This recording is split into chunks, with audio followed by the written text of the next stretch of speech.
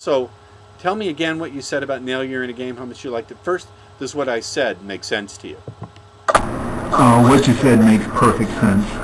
In fact, that's something I've worked on. In fact, it used to be that even in, when I get in new situations, I'd get, the emotions coming up. And one of the great things you cover is how to, not try to resist it, not try to block it, allow, develop that accepting, the way you describe the multiple styles of confidence in there is just, it's revolutionary. It's really great stuff.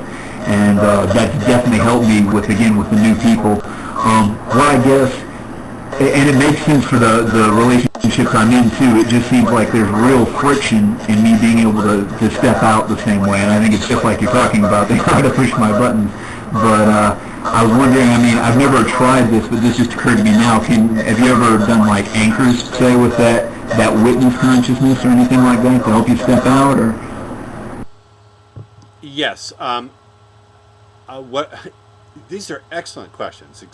I'm glad you won. I'm glad you won the console because you're asking excellent questions. What I would say about that is there's something in my Magic Psychic Influence course where I teach sigils, how to create a symbolic representation of the state of consciousness that you want to access. So what I would do is when you get into that witness state, that learning state that I teach in the Nail You're in a Game program, allow some kind of symbol, ask some kind of symbol to come into your mind that represents that state, and then let that symbol be the trigger for the state when you're dealing with other people. That's one thing. But the second thing, and this is a clever one, you would not have thought of this, and this is, I'm just going to brag about it. I'm far and away the best teacher in this community. Part of the purposes of putting this up on the blog for people to watch is so they can see it before they even pay a penny and get, yeah, this guy's a damn good teacher. You want me for a teacher. So think about this. Part of it is, yes, get in the subjective witness state so they don't press your buttons. I got it.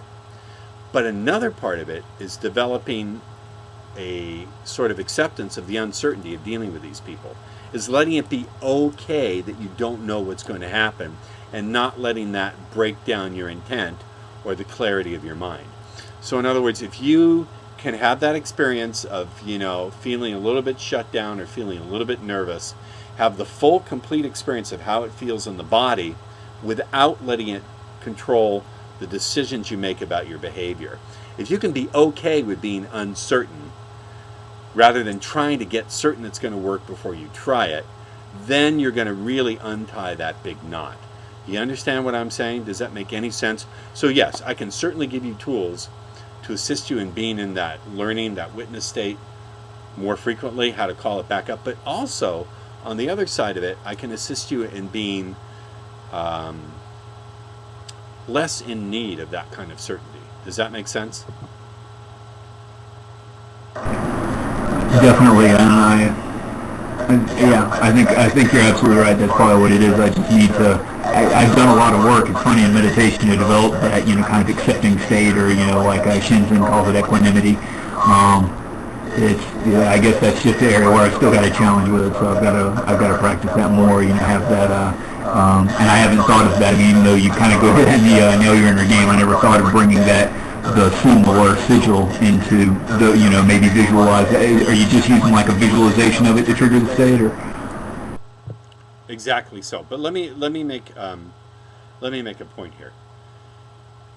I'm not saying you should only have this witness consciousness. You also have to have your will consciousness. You have to set your intent, and then you need your creative consciousness. You need to know how to tap into your intuition, how to project what you want, etc., etc. So you need all three.